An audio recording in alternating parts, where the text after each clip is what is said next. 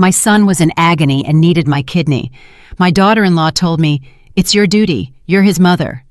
The doctor was already getting ready to operate on me, when suddenly my 9-year-old grandson came running into the room and yelled, "Grandma!"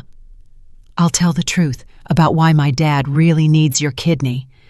The entire medical team froze. I'm glad you're here. If you're watching this video, hit the like button, subscribe to the channel, and tell me in the comments where you're listening to my story of revenge from. I want to know how far it has traveled. I'm lying on the cold steel of the operating table. The white light of the surgical lamp is blinding my eyes.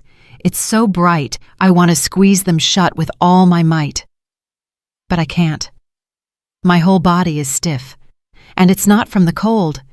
It's from a suffocating feeling, as if fate itself is squeezing my neck. The steady beep, beep of the heart monitor is a constant rhythm, but each beat is like a hammer striking my head. I can hear every sound in the room with crystal clarity.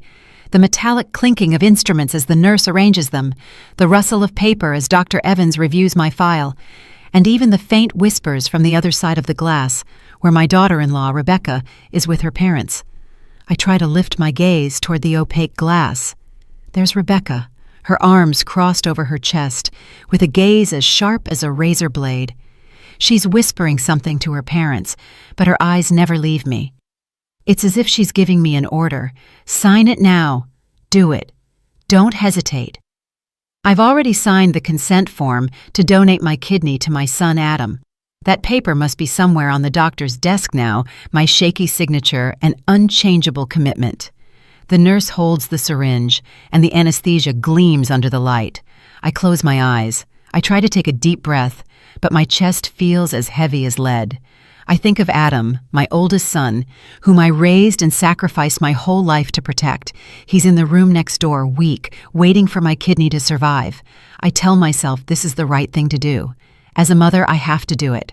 But why do I feel this emptiness in my soul, this nameless anxiety?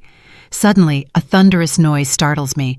The operating room door bursts open, and a gust of cold air rushes in, making the instrument tray on the table shake and clink. The entire room seems to hold its breath. I open my eyes, trying to lift my head, even though the straps are holding me tight. My 9-year-old grandson, Mario, rushes in like a small whirlwind. His sneakers are covered in mud, his school uniform is wrinkled, and his little chest is heaving as he gasps for air. Behind him, a terrified nurse is chasing him, shouting, "Child, you can't come in here! My God, stop!" But Mario doesn't stop. He runs straight toward me, his big round eyes filled with fear, but also with determination. "Grandma," he says in a trembling voice, so clear it squeezes my heart. I have to tell everyone why my dad really needs your kidney. The whole room falls silent. The beep-beep of the heart monitor now sounds louder, as if it wants to tear the space apart. A doctor nearby drops a pair of surgical forceps. The sound of metal hitting the marble floor is deafening, a sharp break in the tension. I look at Mario, my little grandson, whom I still carry in my arms and read stories to every night. There he is, gripping an old cell phone, his face pale but his eyes bright. What does he know? Why is he saying this? My heart is racing, as if it wants to jump out of my chest. I want to scream to ask him right there, but my throat is so dry I can't utter a word. Dr. Evans, the head surgeon, frowns. He raises a hand, signaling for the entire team to stop. His voice is deep but sharp. "Whatever you have to say it now." I see his gaze pass over me and land on Mario, as if he too is caught in this strange moment on the other side of the glass. Rebecca bangs on the door, making the glass shudder. "Don't listen to him!" she shouts in a shrill, almost hysterical voice. "He's just a kid, you'll see." But Rebecca's look is no longer cold. It's trembling with panic, as if a secret is about to be revealed. Mario doesn't look at his mom. He only looks at me. Gripping the cell phone in his small hand so tightly, his knuckles turn white. He takes a deep breath, as if gathering all the courage in his life. I want to sit up, to hug him, to tell him not to be afraid. But I can't move. I can only look. And in my little grandson's eyes, I see a pain, a truth he's trying to bring to light. In that instant, as the whole room holds its breath, memories of the past flood my mind like an avalanche, of those days when I thought my family was a closed circle, full of love and trust. I remember my old house in Chicago, where every corner smelled of disinfectant, a scent I'd become so used to, I didn't even notice it. I'm 67 years old, but sometimes I feel much older, as if time stole my vitality a long time ago. My husband, Joe, has been bedridden for more than 10 years. He sits in his old wheelchair, its wheels squeaking every time I push him into the backyard for some air. He hardly ever talks. Only every now and then does he let out a sigh, his gaze lost in nothingness. Once, I took his hand and asked him, "Joe, are you tired of this life?" He just blinked without responding. I don't know if he understood me or if I was just talking to myself. That house was my whole world, the place where I raised my 2 sons, Adam and Brandon. I did everything to get them ahead. I woke up at dawn to go to the market to sell produce. In the afternoons, I'd sit and sew clothes for the neighbors, and sometimes I'd stay up until midnight to mend torn shirts and deliver them on time. My hands became rough and calloused, my nails always with dirt from digging around in the market, but I never complained. I just wanted Adam and Brandon to have a better life, not to suffer like I did. Adam, my oldest son, was my pride. He was strong, tall, he worked in construction and always came home with a loud laugh. But in recent years, he started to get weak. At first, it was just tiredness. Then, little by little, I saw him pale with sunken eyes. And once, I felt a horrible terror when he told me he was urinating blood. I hugged him and asked, "Adam, what's wrong, son? Tell me." He just shook his head and smiled weakly. "Don't worry, Mom. It's probably just from all the hard work." Rebecca, my daughter-in-law, came into our lives like a strange wind. She was beautiful. She spoke sweetly. And at first, I truly believed she was a blessing for Adam. She took care of him diligently. She brought medicine home, watched his meals, and reminded him to take his pills at the exact time. All the neighbors praised me. "You're so lucky, Mrs. Jones, to have such a good daughter-in-law." And I believed it too. Every time I saw Rebecca give a bowl of soup to Adam, I'd tell myself I was just worrying too much. But sometimes I'd catch her cold, calculating gaze, as if she were hiding something. Once I saw her in the backyard, whispering on the phone late at night, in a low but hurried voice. "Don't worry, everything is going according to the plan." I asked her, "Rebecca, who are you calling so late?" She was startled and laughed nervously. "Just a friend, Mom. Go back to sleep." Brandon, my younger son, was different. He's 26 years old. He lives a few blocks from my house and works as a plumber and electrician. Brandon doesn't talk much, but every time he came to visit, he'd always bring something to eat, sometimes some oranges, other times some bread that was still warm. He'd sit next to me, fixing the ceiling fan that squeaked or changing a light bulb in the kitchen. Once he looked at me and said in his deep voice, "Mom, don't work yourself to death like this. I don't want to see you exhausted." I just smiled and waved my hand. "I can still handle it, Brandon. You worry about your brother. He needs you more." But Brandon just shook his head, his gaze full of concern. Mario, my little grandson, was my only joy in those heavy days. He's 9 years old and often came to my house with his little backpack on his back. Mario liked to sit in the backyard and play with some plastic cars I bought him at a flea market. He'd tell me stories, innocent tales that sometimes left me frozen. Once he looked at me with his round eyes and said, "Grandma, my mom talks on the phone at night. I heard her say something about some medicine, but I didn't understand." I smiled and ruffled his hair. "I'm sure she was just asking the doctor something for your dad. Don't think so much about it, my boy." But inside, a seed of unease was beginning to sprout. And then, one afternoon, everything changed. I was in the kitchen, preparing dinner. The smell of toasted rice was floating in the air when Rebecca came in. She didn't say hello. She didn't smile. She just stood there with her arms crossed. Her voice was sharp, like a knife slicing the air. Mom, the doctor says only your kidney is compatible. It's your responsibility. You have to save him. I froze. The spoon in my hand dropped into the pan with a dull clang. I looked at her, trying to find a bit of warmth in her eyes, but I only saw a cold determination, almost a demand. Rebecca, I know, I'll do everything for Adam, I whispered, but my throat felt dry. She nodded as if she had achieved her goal and turned around. Not even 10 minutes passed when Rebecca's parents showed up. They walked into my house as if it were their own. They sat down at the dining room table and said in unison, "That's right. A mother's duty is something you can't run from. This whole family now depends on you." I stood there, still with the spoon in my hand, feeling cornered. Adam, who at that moment was propped up in a chair, so skinny I almost didn't recognize him, took my hand. His hand was freezing. "Mom," he whispered, "I trust you'll save me." I looked into his eyes, those eyes that, as a child, shone with so much life and now only reflected exhaustion and pleading. I nodded without being able to say anything, suddenly feeling like the small room had become suffocating. The smell of medicinal herbs from Joe's pot in the corner made me feel like I couldn't breathe. That night, I took Joe his bowl of soup, just like every day. The squeaking of his wheelchair on the concrete floor was a constant reminder that I was carrying this whole family on my shoulders. I put the bowl in front of him. I looked at him, but he just sighed without saying anything. I wanted to tell him, to ask him if I was doing the right thing, but he was just there, as motionless as a shadow. I went out to the backyard, where Mario was playing with his car. He looked up with his bright eyes, but they were full of doubt. "Grandma," he said, "what if someone gets sick because another person is giving them medicine?" I stopped dead in my tracks. My heart skipped a beat. "Why do you ask that, my boy?" I said, trying to stay calm. But Mario just lowered his head and kept pushing his car without answering.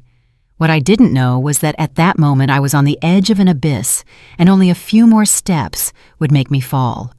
The days that followed that afternoon when Rebecca came to my house and left me no choice, my life felt crushed by an invisible pressure, heavier than the suffocating summer heat of Chicago. I kept getting up early, going to the market to sell my vegetables and oranges, sitting under the dim light to sew clothes. But my soul was no longer at peace. Every step I took, every stitch I made, carried with it a question. Am I doing the right thing? Do I really have to sacrifice myself like this? But then Adam's pleading gaze, Rebecca's sharp words, and her parents' questioning looks clung to me without giving me a single moment to breathe. The next morning, when the sun was just peeking out, Rebecca was already at my door. I had just finished preparing tea. The scent of spearmint was just beginning to fill the house when she walked in, without knocking, without saying hello. "Mom," she said in a voice as firm as a nail, "the doctor says there isn't much time left. If you keep hesitating, he could be in danger." She put a stack of medical papers on the dining room table, white pages filled with numbers and signatures I didn't quite understand. She pointed to each line as if she were teaching a child. "It says clearly here that you are the only compatible one. No one else can save him." I stood there holding the teapot. The hot water was burning my fingers, but I didn't feel the pain. I only heard the sound of the broom scraping the concrete as I started to sweep the house, a way to escape Rebecca's gaze. "I heard you," I said in a barely audible voice. "I'll do everything for Adam." But inside, a heavy rock was weighing me down, making me want to scream, to run away. I kept sweeping. The sound of the broom was like a sad rhythm, trying to drown out Rebecca's words. But she didn't stop. She just stood there, watching me as if she expected me to agree once more to confirm I wouldn't dare refuse. When she left, I sat in a chair and covered my face with my hands. I thought of Adam, of the days when he was little and would run after me at the market, clinging to my skirt and laughing out loud. "Mom, when I grow up, I'm going to build you a beautiful house." Now he lay there, skinny, pale, a shadow of what he once was. I wondered if I could let him go without doing anything, but every time I thought about donating my kidney, I was filled with fear. A fear not of the surgery, but of the feeling that I was being pushed towards something bigger, darker, that I couldn't see clearly. That night, Rebecca's parents came over. They brought a basket of fruit, some mangoes and some oranges, but they just left it on the table as a mere formality and sat in the two main chairs in the living room as if they owned the house. Her father, Mr. Collins, coughed a couple of times and said in a raspy voice, "In my day, parents would sacrifice everything for their children. My grandmother sold all her land to save her son. Now it's your turn. You have to do the same." Rebecca's mother, Mrs. Peterson, nodded, with a gaze as sharp as a knife. "If you refuse, this family's honor will be in the dirt. What will the neighbors say? They'll say you don't love your son, that you don't deserve to be a mother." I was sitting there, clutching the edge of the table, feeling cornered in a dark corner. I wanted to say something, to ask them why all the burden was on me, but I couldn't open my mouth. I just lowered my head and nodded slightly like an automaton. Dinner that night was as heavy as a funeral. Rebecca, with a fake charm, put a piece of chicken on my plate, but her voice was cold. "Mom, save your strength for the surgery." I looked at the chicken on my plate, but I couldn't swallow. Adam was sitting in front of me, his face gaunt and his eyes sunken. He tried to smile weakly. "Mom, I know you'll save me, just like all the times you saved me when I was a kid." His words were like a stab to my heart. I remembered the days when he had a high fever and I'd stay up all night wiping him down with wet cloths, or the times he fell off his bike and I'd run to bandage his wounds. I was always there. I was always the mother willing to do anything. But this time, why did I feel so afraid? Brandon was sitting in a corner of the table, silent as a shadow. He didn't eat. He just stirred the spoon in his bowl of soup, never taking his eyes off Rebecca. I saw his look filled with suspicion, as if he was trying to see through my daughter-in-law's mask. I wanted to ask him, but I didn't dare. The air in the room was thick. The only sound was the clinking of spoons against plates, like hammers on my conscience. After dinner, Rebecca got up and personally took Adam's plate to the kitchen to wash it, not letting anyone else touch it. She did it quickly, but I noticed her checking the plate very carefully, as if she was afraid someone would see something inside. That night I couldn't sleep. Lying in my old bed, I listened to the tick-tock of the clock on the wall. Every second, a reminder that Adam's time was running out. I got up and walked down the hall to get a glass of water. Then I heard whispers from Adam and Rebecca's room. I stopped, standing in the dark, holding my breath. Rebecca's voice was low but clear. "Yes. After the transplant, we'll have all the data. Don't worry, she won't dare refuse." I stood there, my heart pounding. My hands were trembling so much I had to lean on the wall so I wouldn't fall. Data! What were they talking about? I wanted to knock on the door, confront her, but right at that moment Rebecca opened it. She was startled to see me, and then smiled falsely. "Still up, Mom? I was just calling to ask about his medicine." I nodded and turned away, but I felt as if thorns had been plunged into my heart. Rebecca's smile, her voice, everything was false, like a mask hiding something terrible. In the days that followed the tense conversation with Rebecca and her parents, I felt like I was living in a foggy dream where everything familiar was becoming strange and terrifying. I continued with my daily tasks, going to the market to sell, sewing clothes, feeding my husband Joe, but every action was mechanical, soulless. My heart was heavy, as if a black cloud hung over my head, and Rebecca's words, Adam's pleading gaze, they spun in my mind without giving me a second of peace. But then, one afternoon, when Mario, my 9-year-old grandson, came over, the first crack appeared in the wall of trust I was trying to keep standing. Mario came in with his sneakers stained with mud and his little hands still sticky from art class paint. He left his old backpack in a corner, sat on the floor, and took out the plastic car I had bought him at the flea market last year. I looked at him trying to smile, but my mind was in a jumble. Mario had always been a little light in my dark days with his innocent stories and his crystalline laugh, but that day he didn't smile. He pushed the car back and forth on the floor with a lost look, and suddenly he lifted his head and stared at me. "Grandma," he said in a low but clear voice, "what if my dad isn't sick because of life, but because someone is giving him medicine on purpose?" I was startled as if I had been slapped. The spoon in my hand almost fell, but I managed to hold on to it, trembling. "Why do you say that, Mario?" I asked, trying to keep my voice calm, but my heart was pounding. I looked into his eyes, so clear but full of a worry that seemed too big for his age. Mario didn't answer right away. He lowered his head and kept playing with his car, but I saw him clench his hand as if he were holding something back. I wanted to hug him, to ask him more, but I only managed a nervous laugh. "You're thinking too much, my boy. Your dad is sick and the doctors are curing him."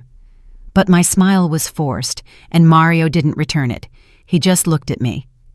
He got up silently, took his backpack, and ran back to his house. Mario's question was like a stone thrown into a calm lake in my heart, creating ripples of doubt. I stayed there, in my small kitchen, looking at the vegetables on the table but unable to concentrate. I thought of Adam, of the bottles of pills Rebecca always brought, of how she controlled everything related to my son. I told myself I was probably imagining things. Rebecca was Adam's wife. She loved him. She wouldn't hurt him. But deep in my heart, I knew something wasn't right. That afternoon, Brandon came with his toolbox, saying he was going to fix the kitchen light that had been flickering the night before. I watched him climb the ladder, twist and tighten things, and the light from the new bulb lit up the whole kitchen. But then, as he came down with the old light bulb in his hand, Brandon looked at me with an unusual seriousness. "Mom," he said in a low voice, almost a whisper, "my sister-in-law is acting very strange. I saw some unlabeled pill bottles in my brother's medicine cabinet, and she hides them very well." I was startled, and the plate I was washing in the sink fell, splashing water on my blouse. "What are you saying?" I asked, my voice choked. Brandon got off the ladder and stood in front of me, his eyes filled with concern. "Mom, I'm afraid what's wrong with my brother isn't a normal illness. I'm afraid someone—" He didn't finish the sentence, but his look said it all. I stood there, my hands wet, feeling as if the floor was sinking beneath my feet. I wanted to scream, to tell Brandon he was overthinking things, that Rebecca couldn't do something so terrible. But I couldn't speak. I just kept looking at Brandon, and in my head, Mario's question echoed again. What if my dad is sick because someone is giving him medicine? I tried to discard that idea, but it clung to me like a shadow I couldn't escape. The next afternoon, I took Soup to Adam at the hospital. The white room and the pungent smell of disinfectant made me feel like I couldn't breathe. Adam was lying down, skinny, with IVs in both arms, but he still tried to smile when he saw me. "Mom, you're here already," he said in a weak voice. I put the bowl on the nightstand, and when I was about to give him the first spoonful, I saw Rebecca next to the bed holding a glass of water. She discreetly dropped a strange-colored pill into the glass. A movement so fast that if I hadn't been watching carefully, I wouldn't have noticed. When I came in, she was startled and spilled a little water on the floor. "What pill is that, Rebecca?" I asked, trying to sound calm. She smiled, but her smile was forced. "It's a supplement for his kidney. The doctor prescribed it." I nodded, but a chill ran down my spine. I couldn't stay calm. After Adam finished eating, I looked for the on-call doctor, a middle-aged man with thick glasses.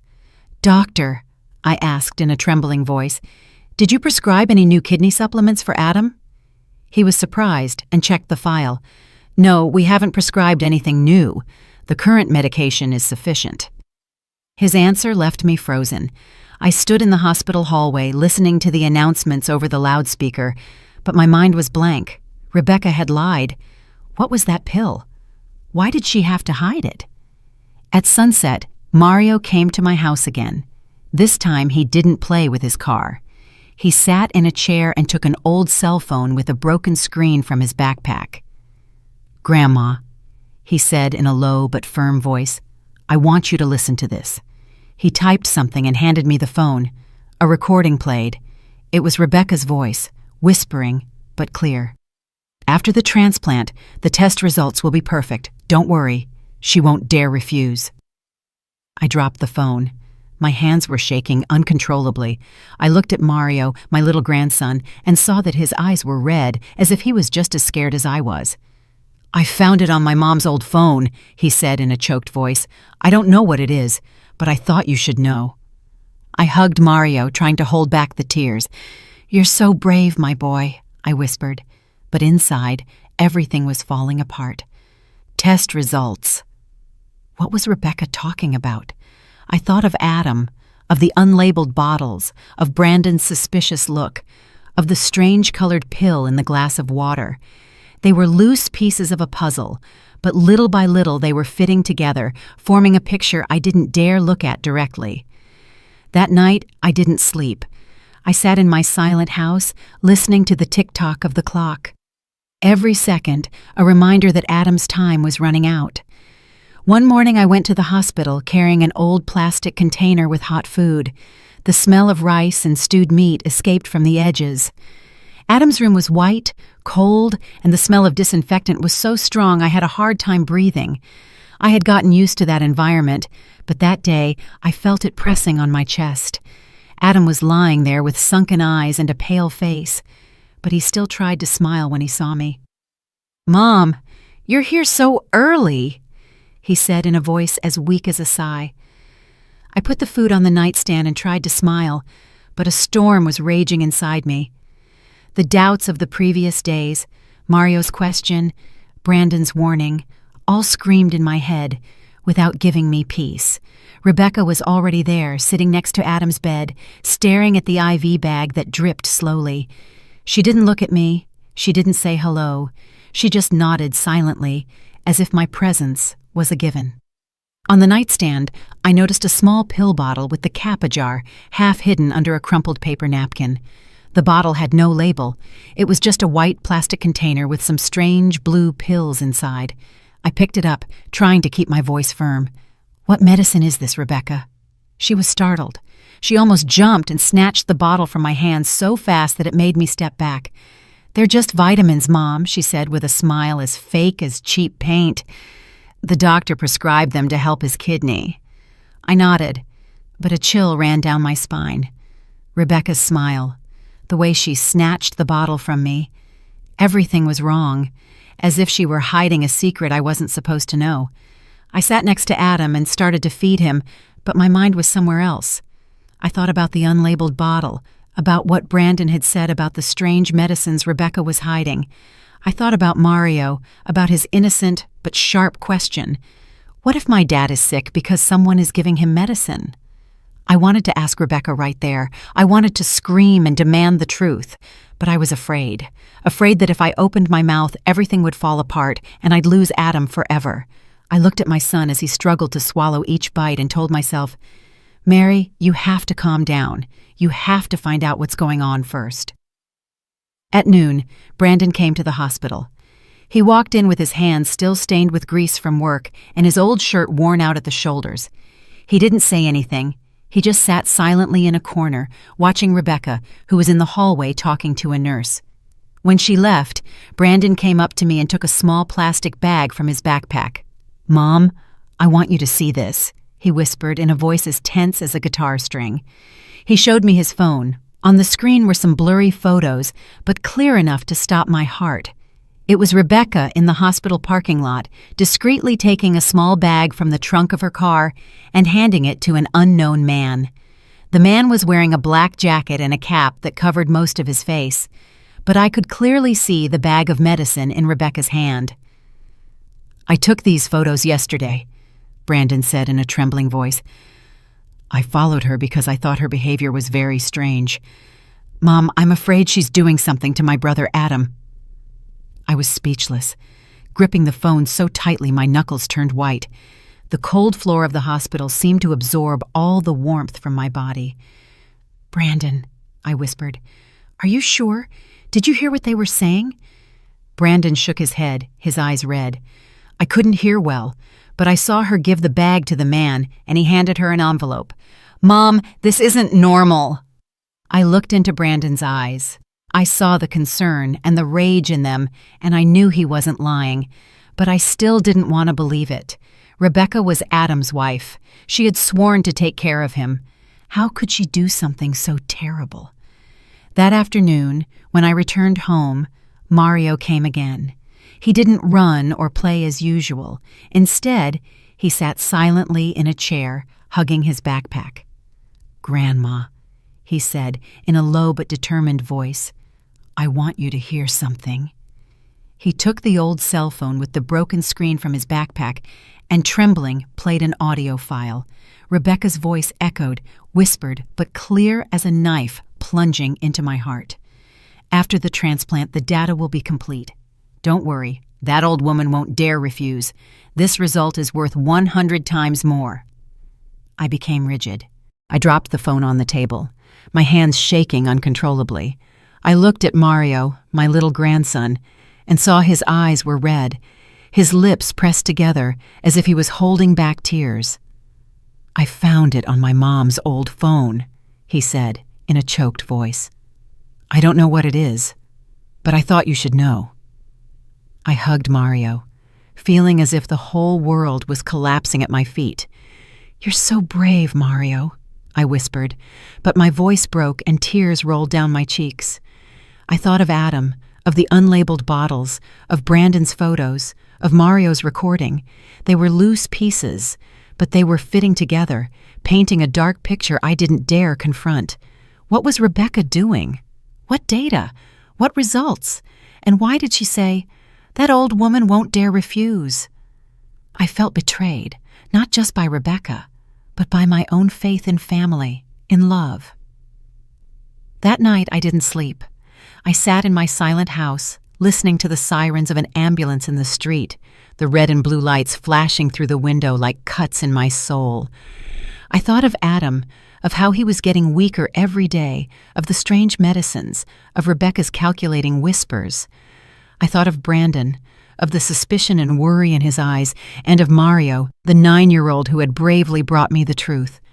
I held my head, feeling like my brain was going to explode. I wanted to run to the hospital, confront Rebecca, scream and demand an explanation, but I was afraid that the truth was even more horrible than I imagined, afraid I wouldn't have the strength to bear it. I got up, went out to the backyard, and looked at the pale moonlight. I thought of Joe, my silent husband, who could only sit and watch everything. I wanted to tell him, to ask him what I should do, but I knew he wouldn't answer me. I was alone with the pieces of a truth that were slowly revealing themselves. The next morning, I woke up with the feeling that the whole world was weighing on my chest. The birds chirping in the backyard, a sound that normally brought me calm, now felt like knives stabbing my mind. I knew today was the day the hospital would make the final decision about Adam's kidney transplant. The clues Mario and Brandon had given me, the recording, the photos, the unlabeled bottle, they kept spinning in my head, but I didn't dare face them. I was afraid that if I dug deeper, I would find a truth I couldn't bear. I just wanted to save Adam, to see my son healthy again, even if the price was a part of my body. But deep down, I knew things weren't that simple. The hospital scheduled me for noon. I entered a small meeting room where Dr. Evans was already waiting for me. He spread the lab results on the table, white sheets filled with numbers and graphs I didn't understand. "Mrs. Jones," he said in a grave but firm voice, "we have reviewed everything thoroughly. You are the most compatible person to donate your kidney to Adam. If we don't proceed soon, his life will be in danger." I sat there clutching the edge of my blouse, my head buzzing as if I had a swarm of bees inside. "I understand," I whispered, but my voice was so low I doubted if he had heard me. Dr. Evans looked at me, and his expression softened. "Do you need more time to think about it?" he asked. I shook my head, not because I had already decided, but because I felt I had no other way out. Rebecca, her parents, and even Adam, they were all counting on me, and I couldn't let my son die. Through the glass of the door, I saw Rebecca standing there with her arms crossed. Her gaze, as sharp as ever, gave a nod to her mother, Mrs. Peterson, as if she were sure I wouldn't dare refuse. That gesture gave me a chill, as if they were playing a game of chess and I was just a pawn. I wanted to get up, to yell that I knew about the bottle, about the recording, but I couldn't. I just sat there, feeling trapped in an invisible cage with no escape. That evening, I gathered the whole family in my small house. The living room was crowded, the yellowish light of an old bulb reflected on the worn-out walls. I put a teapot on the table. The scent of spearmint couldn't disperse the heavy atmosphere. Rebecca's parents, Mr. Collins and Mrs. Peterson, sat in the center, occupying the two best chairs as if they were the owners. Rebecca sat next to them, her hands clasped, giving me a sidelong glance as if to make sure I wouldn't back out. Adam was lying on a sofa, his face pale and his breathing weak. Brandon was leaning against the wall, silent, but his eyes were red, as if he was holding back a fury about to explode. Mario was huddled in a corner, hugging his small backpack, his eyes filled with distress. I took a deep breath. My hands trembled as I set the teapot down. "I've made a decision," I said in a trembling voice, but trying to sound firm. "I'm going to donate my kidney to Adam." The room exploded like a bomb. Mrs. Peterson clapped and said in a shrill voice, "That's a real mother. I knew you wouldn't disappoint this family." Rebecca covered her face. Tears were streaming, but I saw how she clenched her fists as if she were acting in a play. "Oh, Mom," she said in a choked voice, "I knew you love him more than anyone. Thank you." Adam looked at me with eyes clouded by exhaustion, but he still managed to say, "Mom, I owe you my life." His words broke my heart like a dagger to the chest, but then Brandon jumped up and hit the table hard. The bang made the teacups vibrate. "No!" he yelled, his voice trembling with rage. "Mom, don't you see? You're sacrificing yourself for a wicked plan. She's using you, and she's using my brother Adam." The air in the room became thick. The only sound was the buzzing of a mosquito around the light bulb. Rebecca leaped to her feet and pointed at Brandon. "What are you saying? How dare you accuse me? I do everything for my husband." But Brandon didn't back down. He came closer, his gaze on fire. "Accuse you? And what about those unlabeled bottles and those midnight calls? Mom, you can't let them deceive you." I looked at Brandon, then at Rebecca, and finally at Adam. I wanted to say something, to ask Brandon to calm down, but I couldn't. I just looked away, feeling as if the whole world was coming down on me. That night I sat alone in my small room in front of the old wooden table. The oil lamp flickered. Its dim light illuminated the trembling words I was writing in my will. I wrote that the little house would go to Brandon and some of my few valuables to Mario. Every stroke was like a cut in my soul. I didn't know if I'd survive the operation, but I wanted to be prepared, to leave something for those I loved. Joe was sitting motionless in his wheelchair in a corner, watching me with his lifeless eyes. I saw his hand tremble, as if he wanted to say something but couldn't. I looked at him, and tears rolled down my cheeks. "Joe, I have to do it, right? I have to save Adam." He didn't answer. He just blinked, and 2 tears fell down his gaunt cheeks. I folded the will and put it at the bottom of an old wooden box where I kept memories of my wedding. Outside, the rain poured, mixing with the sound of my own sobs. Early in the morning, when the sky was still dark and the fog clung to the little streets leading to the hospital, I was lying on a gurney in an ambulance. I was clutching a small fabric bag with a change of clothes and an embroidered handkerchief I'd had since my wedding day. The ambulance siren howled, but I no longer paid attention. The streetlights filtered through the window, blurred like my broken dreams. I closed my eyes and tried to breathe, but my chest felt heavy. Today was the day I would donate my kidney to Adam, my son. I had already decided. I had written my will. I had prepared myself mentally, but my heart was still in knots, as if I were entering a nightmare I couldn't wake up from. When the ambulance stopped, a nurse pushed the gurney down an endless hospital hallway. The screeching of the wheels on the tiled floor was like a hammer hitting my head. Rebecca was walking right behind me. Her steps were light but firm, like those of a guard. "Don't worry, Mom," she said in a low but sharp voice. "After the surgery, everything will be fine." I looked at her out of the corner of my eye and saw a flash of triumph in her eyes, as if she had already secured her victory.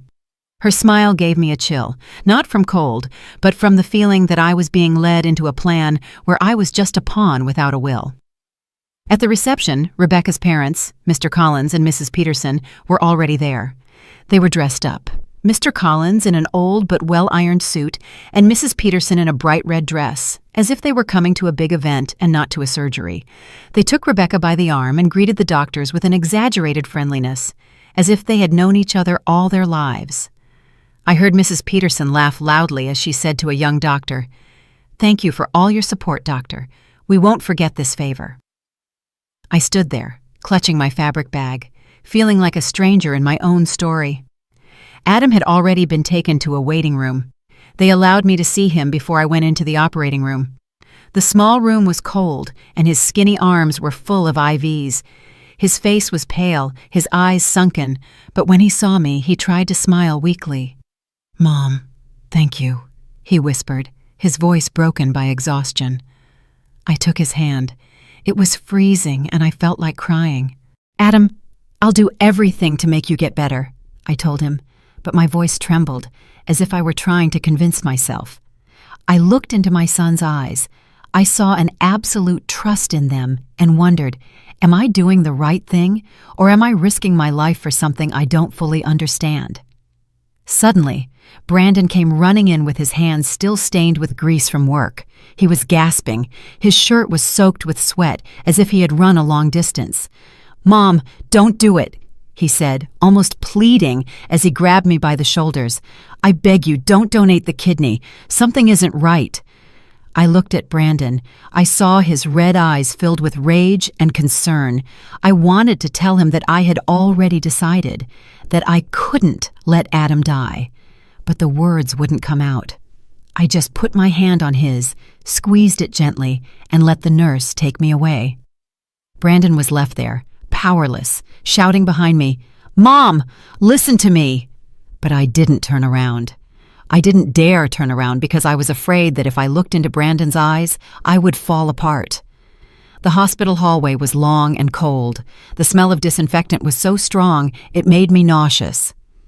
An impersonal voice sounded over the loudspeakers. "Operating room number 3, prepare for kidney transplant." They took me to a changing room where a nurse put a cap and a mask on me. The cold blue gown they put on me was a reminder that I was about to lose a part of my body. I looked at myself in the mirror.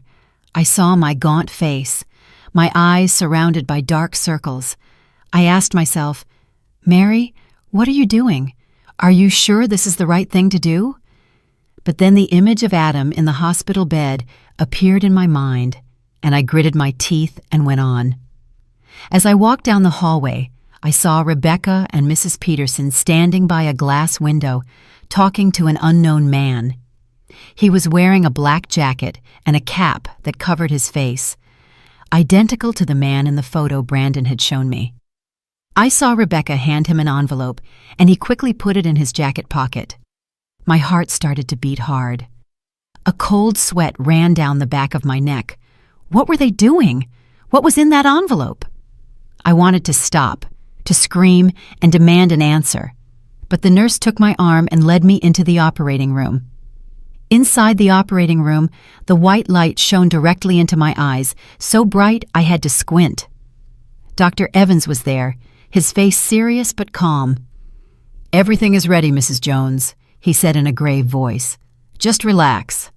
I nodded, but my body was stiff. The nurse placed electrodes on my chest, and the heart monitor's beep-beep was constant, but each beat was like a warning. Rebecca appeared on the other side of the glass. She pressed her face against the window and made a sign to sign quickly toward the papers another nurse was holding. I took the pen, trembling. The ink ran on the paper. When I signed, I felt as if I were signing my own death sentence. I looked at my blurred signature. I thought of the will I had written the night before, of Brandon, of Mario, and I wondered, will this be the last time I'm conscious? Just as the doctor was getting ready to inject the anesthesia, my heart was beating furiously. A cold sweat was soaking my back. I closed my eyes.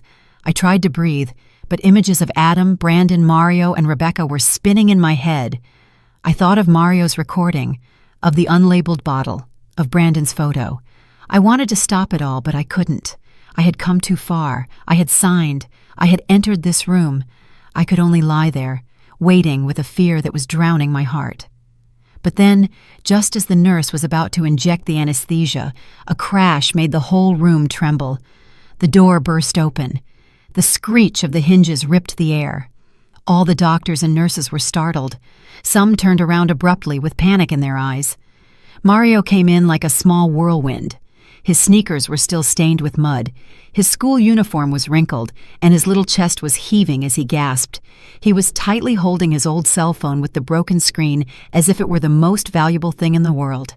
A nurse ran after him, shouting desperately, "Child, you can't come in here! My God, stop!" But Mario didn't stop.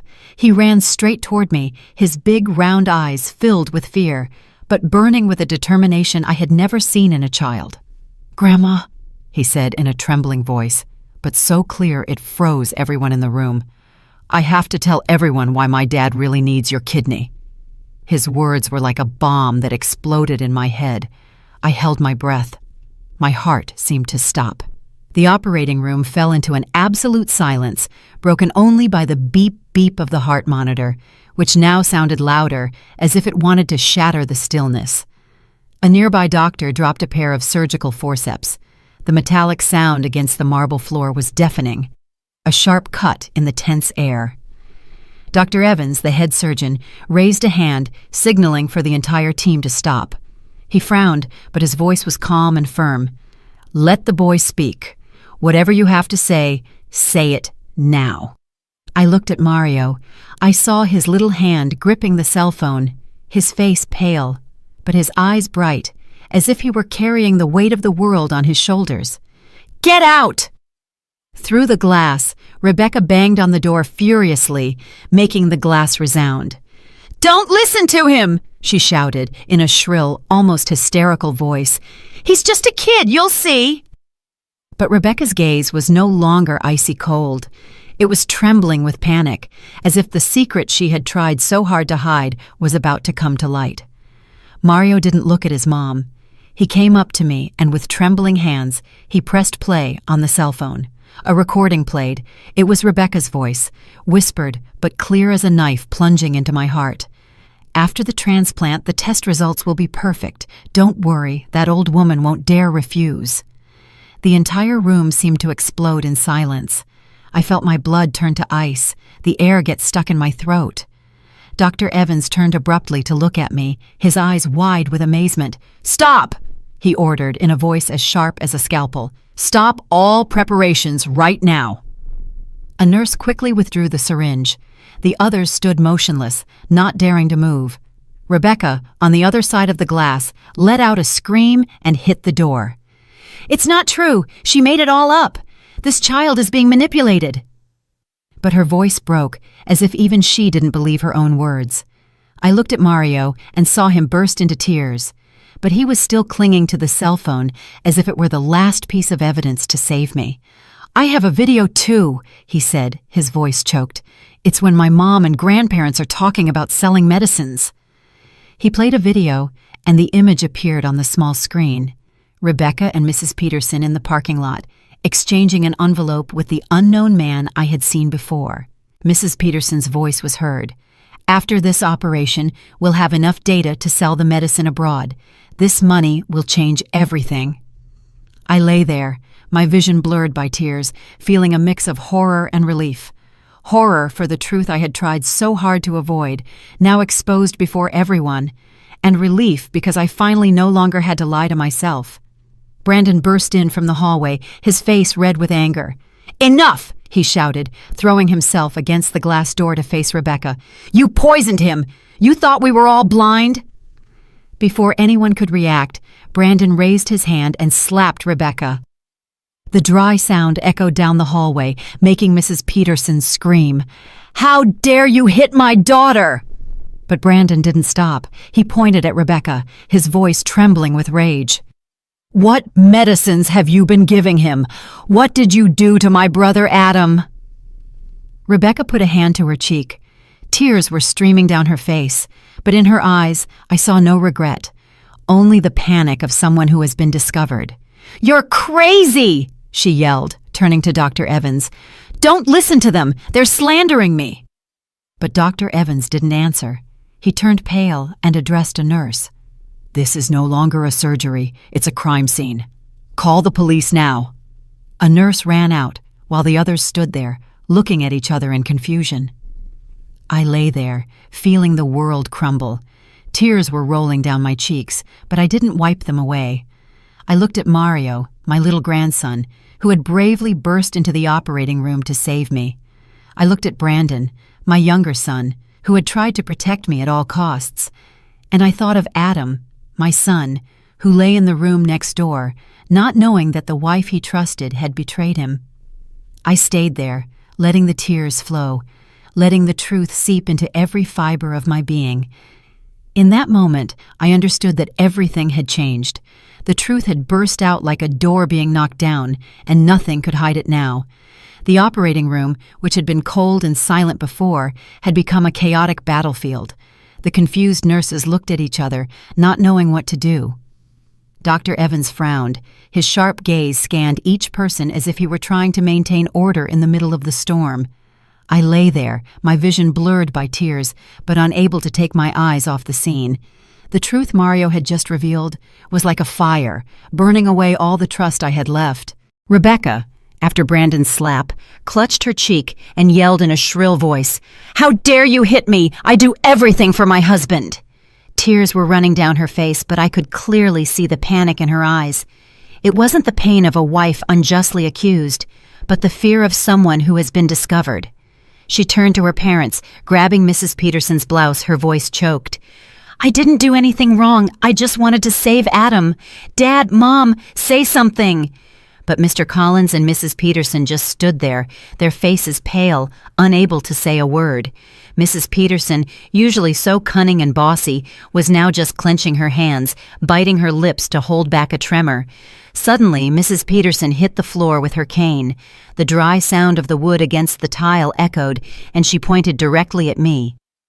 "You dared to manipulate your grandson into making up lies about me, you evil old woman!" Her words were like a stab to my heart. I wanted to scream, to tell her that I hadn't manipulated anyone, that it was her daughter who had betrayed my family. But I had a lump in my throat and couldn't speak. I just stood there, looking at her, feeling cornered in a dark place where all my years of sacrifice were being trampled. Mr. Collins, Rebecca's father, whispered discreetly to a doctor he knew who was nearby, in a low but hurried voice, "Please, continue with the surgery. We'll take care of everything. We just need this to be over." He slipped an envelope into the doctor's hand, but Dr. Evans came over immediately with a voice as cold as ice. "The law decides here, not money." He snatched the envelope, threw it on the floor, and ordered a nurse, "Close the doors. No one leaves. I'm going to inform the hospital management right now." The sound of his footsteps was firm, like a declaration that everything had gotten out of control. Brandon, from the hallway, burst into the operating room, ignoring a nurse's attempts to stop him. He grabbed me by the shoulders, his eyes red, and shouted, "Mom, don't donate the kidney. It's all their plan. She poisoned my brother. Don't you see, Adam?" Brandon's voice trembled, full of rage and pain. I looked into his eyes and saw the desperation of a son trying to protect his mother. I wanted to say something, to comfort him, but I couldn't. I just stood there, feeling the world crumble beneath my feet. From the preparation room next door, Adam's weak and confused voice was heard. "What's going on? Why are they arguing?" He tried to sit up, breathing with difficulty. The IVs in his arm trembled with the movement. I heard my son's voice, and my heart broke into 1,000 pieces. Adam knew nothing.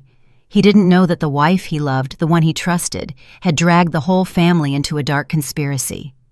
I wanted to run to him, hug him, and tell him everything would be all right, but I couldn't move. I only lay there with tears streaming, feeling torn between my love for Adam and the horrible truth that had just come to light.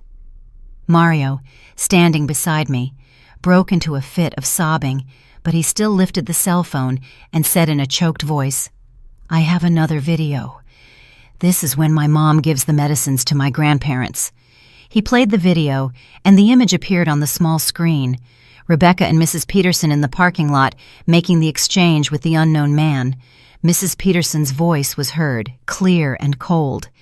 "If the transplant is a success, we can sell the medicine abroad. With that money, we can launder all the dirty profits." The entire room fell silent. A nurse covered her mouth, her eyes wide with horror. Dr. Evans was frozen, gripping the file as if to contain his rage. Rebecca, in a panic, lunged to snatch the cell phone from Mario, trying to throw it to the floor. "No, that's fake!" she yelled, her voice broken. But Brandon was faster. He grabbed the phone from her and pushed Rebecca, who fell to the floor. One of her high heels flew off, bouncing on the floor with a dry sound, like the final period on the farce she had orchestrated. "Shut your mouth!" Brandon yelled, his face red with fury. "You think you can fool everyone? What did you do to my brother Adam?" Rebecca was sitting on the floor, her hair a mess, but her gaze still had a flash of stubbornness. "I didn't do anything. You're slandering me." Hospital security appeared. 2 men in uniform entered with serious expressions. They approached Rebecca, Mr. Collins, and Mrs. Peterson, not giving them time to react. Mrs. Peterson was still cursing with the cane trembling in her hand. "Traitor! You destroyed this family!" She pointed at me, but her voice broke as if even she knew everything was over. Rebecca was held firmly. She writhed. "Let me go! I didn't do anything wrong!" But her gaze now only reflected the desperation of someone cornered. I lay there, motionless, my body cold, but my eyes wide open, watching the truth unfold before me. When the operating room door closed behind the police, the screams of Rebecca and her parents still echoed in the hospital hallway. But for me, they faded into the air like a nightmare that dissipates. Rebecca kept screaming in a broken voice, "I was contributing to science! Nobody understands me!" But no one answered her. Mr. Collins and Mrs. Peterson, who once sat with such arrogance in my living room, now walked with their heads bowed, escorted in silence. I lay on the operating table, still trembling, but it was no longer from fear. A strange feeling of relief flooded me, as if I had been freed from a cage I didn't know I was in. Dr. Evans came over. His face was serious, but his gaze had softened. "Mrs. Jones," he said in a grave voice, "we have canceled the surgery. We will transfer Adam to an alternative treatment, dialysis combined with new medications. You risked your health preparing for this, but you have saved his life and your dignity." I looked at him. Tears were rolling down my cheeks, but I didn't wipe them away. "Thank you, doctor," I whispered, in a weak but sincere voice. I didn't know if I had really saved my dignity, but I knew that for the first time in months, I felt like I was breathing, truly breathing. Brandon ran to me and helped me sit up. He took my hand tightly. His gaze was firm but full of pain. "You still have me, Mom," he said in a choked voice. "I'm going to protect you. From now on, I promise." I squeezed his hand, feeling the warmth of his rough, grease-stained skin. I looked into Brandon's eyes and saw the strength of a son willing to carry the whole world to protect his mother. "You're my pride, son," I whispered, and the tears fell again. Brandon didn't say anything. He just hugged me tightly, and in that hug, I found some comfort in the middle of the ruins of my family. Adam was transferred to a recovery room. When I entered, he was lying down, his face pale and the IVs still in his arms. He looked at me with red eyes and asked in a weak voice, "Mom, is it true that everything my wife did was to harm me?" His question was like a stab to my heart. I went over, sat on the bed beside him, and hugged him. My tears fell, wetting his hospital gown. "Oh, Adam, my son," I said in a choked voice. "I don't know where all this started, but I promise I won't let anyone hurt you anymore." Adam lowered his head. Tears rolled down his skinny cheeks. "Mom, I was wrong," he whispered. "I didn't protect you, and I let you suffer too much." I hugged him tighter, feeling that in the world it was just the two of us, clinging to each other in the middle of the storm that had just passed. In the following days, the newspapers started covering the news. "Drug trafficking ring busted at local hospital," the headlines screamed. They wrote about a group of doctors and pharmacists involved, in which Rebecca, Mr. Collins, and Mrs. Peterson were key players. They had been testing illegal drugs on patients like Adam, using the kidney transplant as a smokescreen to collect data for an international organization. Reading those words filled me with horror and pain.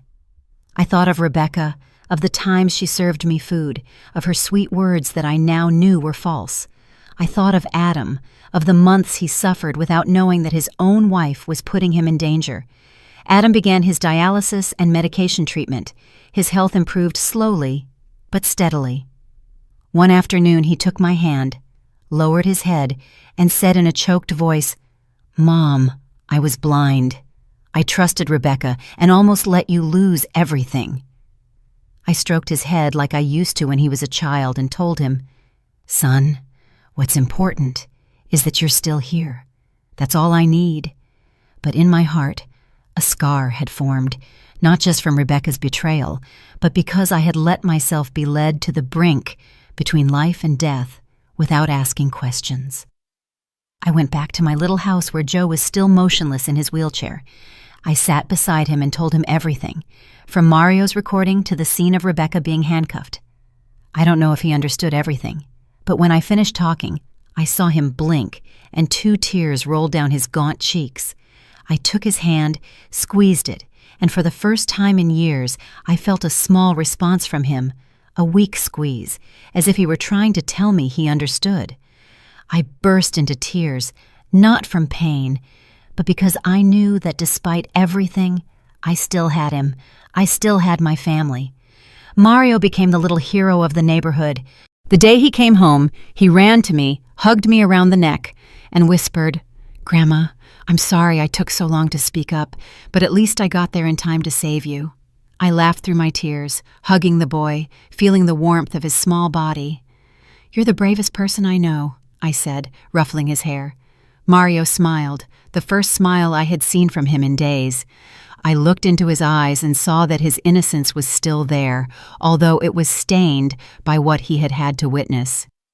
I promised myself I would protect Mario, give him a childhood that no one could steal from him.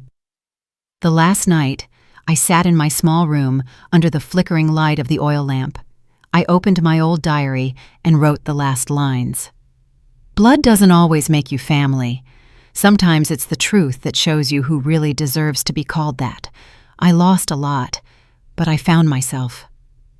I closed the diary, put down the pen, and listened to the rain